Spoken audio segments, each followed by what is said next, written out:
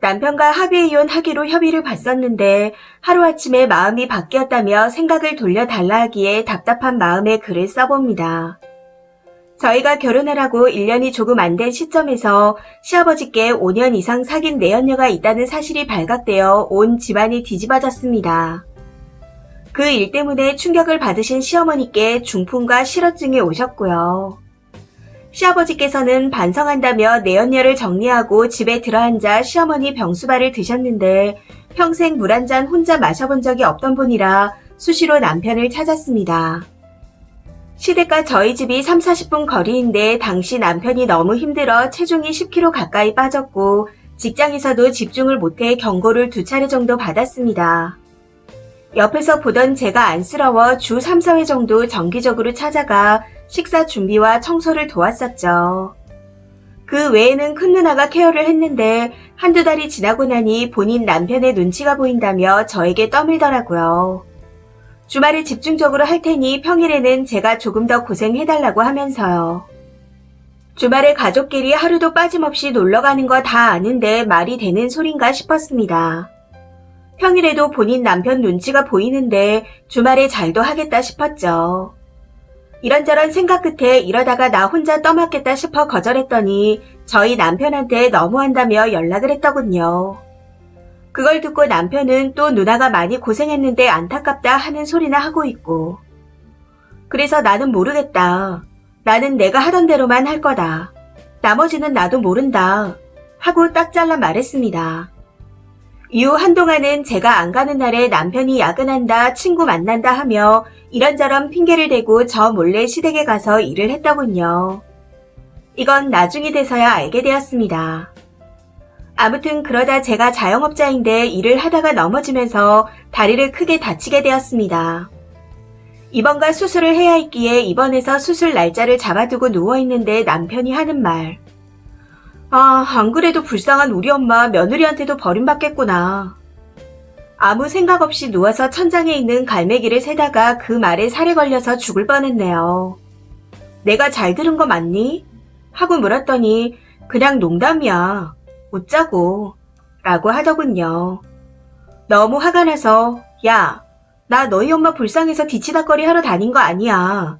네가 안쓰러워서 다닌 거야. 그런데 내가 미치긴 했었나 보다. 네가 내 새끼도 아닌데 너 힘든 거 안쓰럽다고 대신 다녀서 네 버릇만 나빠지게 했네. 하고 말했더니 그런 뜻이 아니라며 미안하다고 하더군요. 아무튼 저는 수술을 하고 퇴원했고 이후 회복해서 일은 다녔지만 시댁은 딱 끊었습니다. 물론 끊었다는 건 예전처럼 간병하는 걸 끊었다는 거였고 이외에 할 도리는 다 했습니다. 그래도 환자가 있으니 일주일에 한 번은 남편이 시댁에 가서 집 청소하고 밑반찬 해두는 것까지는 하더라고요. 그 후에는 어머님과 식사도 하고 왔고요.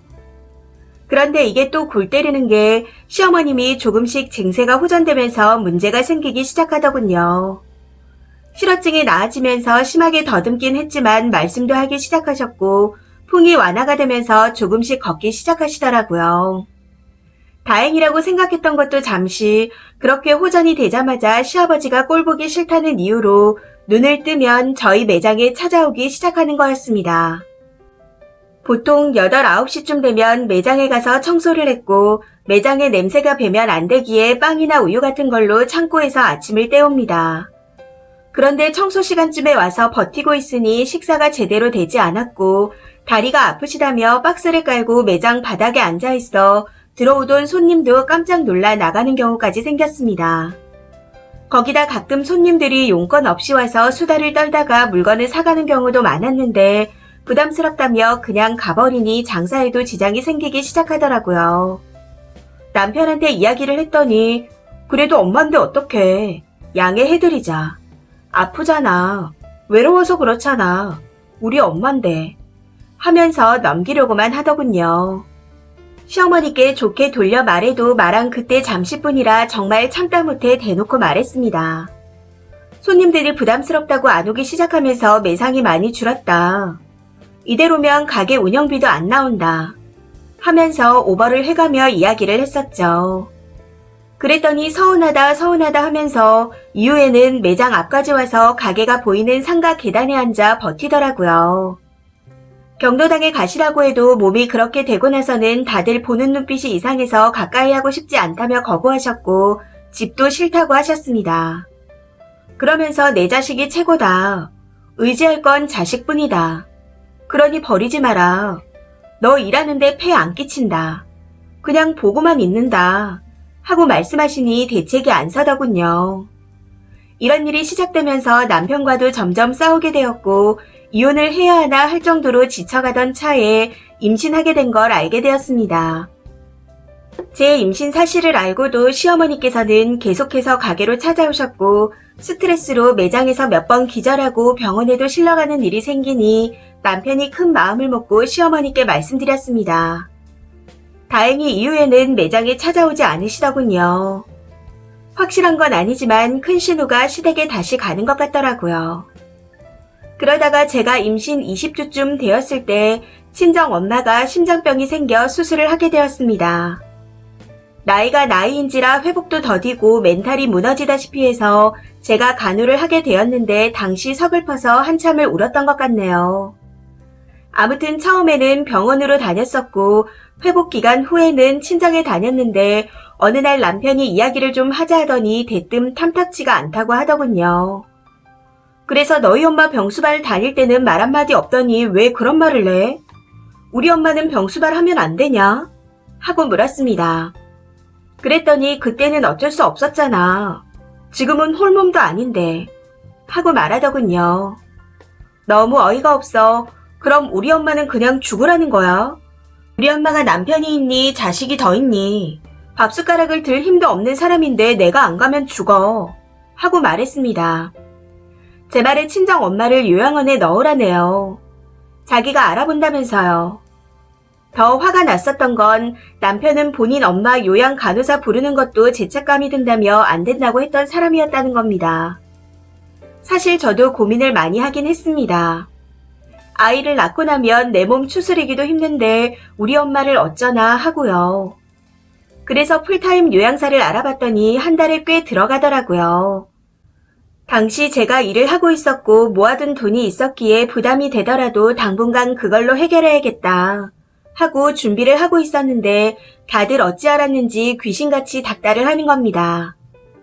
남편 큰 신우, 작은 신우가 그런 돈 있으면 우리도 사람 부르게 해달라고요. 시댁에 집안일을 할 사람이 없으니 가정부라도 부르겠다고 하면서요. 이런 일들로 임신기간 내내 스트레스를 많이 받게 되었습니다. 돈동거리면서 왜 우리 엄마 너희 엄마 구분짓고 차별하냐. 장모 아픈 건 안타깝지만 너 홀몸도 아닌데 뱃속에 내 새끼 잘못되면 어쩌냐. 장모한테 많은 돈을 쓰는 건 조금 그렇다. 우리 엄마한테도 그렇게 못해드리는데 우리 엄마 보기 죄송스럽다. 누나들 보기에도 미안하다. 매번 같은 이야기로 하루가 멀다 하고 사람을 몰아붙이는데 거기서 더 이상 어떻게 할 수가 없었습니다. 그래서 그냥 더는 같이 못 살겠다 했어요. 내가 죽을 것 같으니 그만하자 하면서요. 정말로 힘들었거든요. 길을 걷다가도 차도에 뛰어들고 싶은 욕구가 엄청나게 일어났고 칼이나 가위처럼 날카로운 것만 보면 제 자신을 해하고 싶었습니다. 거기다 매장에 손님들이 들어와서 이야기를 하다 보면 그 손님들 얼굴에 침을 뱉거나 해하고 싶다는 충동도 느꼈습니다. 이게 하루에 한두 번이 아니라 매 순간 이러니 정말 미쳐버릴 것 같더라고요. 아침에 일어나면서 어떻게 죽을까 생각하고 침대에 내려오면서 생각하고 문을 열면서 또 생각하고 거실에 나가면서 화장실에 가면서 변기에 앉으면서 그리고 세면대에 물을 틀면서 실시간으로 내가 어떻게 하면 빠르고 쉽고 편하게 죽을 수 있을까 그런 생각밖에 들지 않았습니다. 상황이 이렇다 보니 임신기간 중에 체중이 오히려 빠졌고 병원에서는 차라리 입원하라고 하셨습니다. 삶에 의욕도 없고 집에 와도 서로 쌩하니 말도 없어 너무 괴로웠습니다. 그러다가 지난주 아침에 일어나서 화장실에 가다가 어지럽고 움직이면 바로 꼬꾸라질 것 같아서 화장대 모서리를 붙잡고 심호흡을 하고 있었습니다. 그랬더니 그러게 적당히 하지 하고 말하는 겁니다. 그 순간 저도 폭발해서 받아치려는데 갑자기 머리가 터지는 느낌이 나더라고요. 그러고 눈을 깜빡거렸다고 생각했는데 병원 침대에 누워 있었습니다. 그때 바로 쓰러졌다고 하더라고요. 아무튼 그날 옆에 입원한 환자가 있던 말던 그냥 막 퍼부어버렸습니다. 너하고 더 이상 같이 못 살겠다고요. 지금 진짜로 죽을 것 같으니 이혼해달라고 펑펑 울며 소리를 질렀더니 주변에서 다들 자리를 피하더군요. 많이 흥분한 상태라 그런지 기억이 드문드문해서 어떻게 이야기를 끝냈는지 잘 모르겠습니다. 아무튼 다음날 남편이 그래 알았다. 나도 힘들었다. 하며 이혼을 하자고 하기에 제가 퇴원하고 조금 안정이 되면 서류를 접수하기로 했었습니다. 그런데 어제 저녁에 퇴근해서 오더니 생각해봤는데 안 되겠다네요. 자기는 바람을 피운 적도 없고 월급을 안 가져다 준 적도 없다. 주사도 없고 남들 하는 것만큼 다 하는데 왜 이혼을 당해야 하냐며 억울하답니다. 그러면서 납득이 가지 않아 절대로 이혼을 못하겠다네요. 이혼 안 하면 내가 죽을 것 같다 하고 말했더니 차라리 그런 정신으로 버티랍니다. 제가 진짜로 죽을 사람이었으면 벌써 죽었을 테니 안심하라면서요. 순간 빵 터져서 너 내 생명보험 노리니? 했더니 마음대로 생각하랍니다. 서로 좋아서 한 결혼인데 왜 한쪽은 열심히 잘 살고 싶어 하는데 다른 한쪽은 아닌 거냐며 같이 노력하면 극복해 나갈 수 있다고 합니다. 저한테 정신과 전문의 도움을 받아보라 권하며 자기가 전적으로 의지가 되고 버팀목이 되어주겠다네요. 이젠 저도 모르겠습니다. 이 사람이 원하는 게 저를 정신병자로 몰아가는 걸까요? 아니면 정말로 제 생명보험을 노리는 걸까요?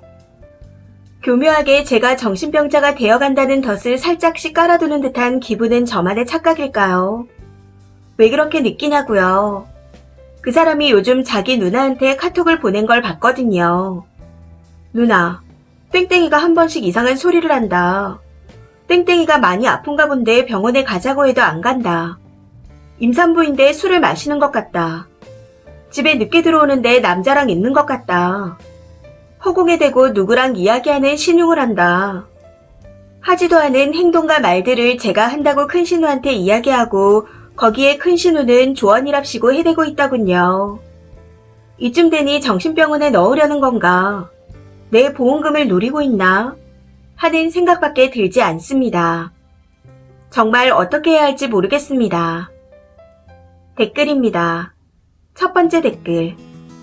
남편이 님 유책으로 이혼 혹은 정신병원에 입원시키려고 지금 미리 증거를 만드는 것 같은데 기력이 남아있을 때 변호사 선임하세요. 시간이 지날수록 그쪽은 가짜 증거를 만들어서 님이 불리하게 될 거예요. 내가 정신이 멀쩡해서 그게 억울해서 미치고 팔짝 뛰겠어도 어디 가서 내 정신이 멀쩡하다 증명할 수도 없는 거잖아요. 오히려 님이 나 멀쩡하다 나오면 짠하다는 말투로 정신 나간 사람들 전부 자긴 멀쩡하다고 한다. 할걸요. 내일이라도 당장 이혼 전문 변호사 알아보세요. 남편이 만든 증거를 깨트릴 반증도 상담하셔서 확보하시고요. 두 번째 댓글. 너무 안타깝고 화가 납니다. 마지막 누나와의 카톡 내용은 진짜 소름이 돋네요. 글을 쭉 읽어보니 남편이 머리가 좋은 것 같지 않고 오히려 멍청한 마마보이 같은데 갑자기 이혼 생각이 없다고 하는 건 옆에서 누가 조언을 해준 것 같습니다. 저 내용이 누구에게 유리하게 적용될진 모르지만 혹시 모르니 님이 상담받고 진단서를 미리 떼놓으세요. 나를 미친 여자로 몰면 내가 너희 때문에 돌아버릴 것 같아서 상담까지 받았다고 받아치셔야 할 듯합니다. 정신병자 소굴에서는 정상인이 돌아버리게 되어 있어요. 하루빨리 그 지옥에서 빠져나오시길 빌겠습니다. 세 번째 댓글. 왜 이혼에 목숨을 걸어요? 우선 님이 가지고 있는 돈, 보험 등 친정 엄마 앞으로 돌려놓으세요. 그리고 남편에게 이혼하지 말자. 그래도 당분간은 친정에 가 있겠다. 하고 말씀하세요. 친정에서 생활하면서 이혼 소송 준비하시고 님에게 유리한 증거들도 수집하세요. 네 번째 댓글. 하는 꼬라지가 딱 정신병원에 쳐넣으려는 것 같은데 당장 소송하세요. 다섯 번째 댓글. 집요하게 쓰니 피를 말리고 있네요. 신우들이랑 남편은 지금 님 상태에 대해 알 겁니다. 아니, 고의로 더 힘들게 하는 것 같네요. 님이 무너지기를 기다리는 거죠. 보험 등 전부 친정으로 돌리고 좀 쉬세요. 친정에 가서 요양한다고 하시면서요. 그냥 집 나가면 소송에 불리할 수 있으니 친정에서 쉬면서 소송 준비하세요. 카톡 등 모든 증거 잡아서 소송에서 이혼할 수밖에 없습니다. 이 사연은 여기까지입니다. 시청해주셔서 감사합니다.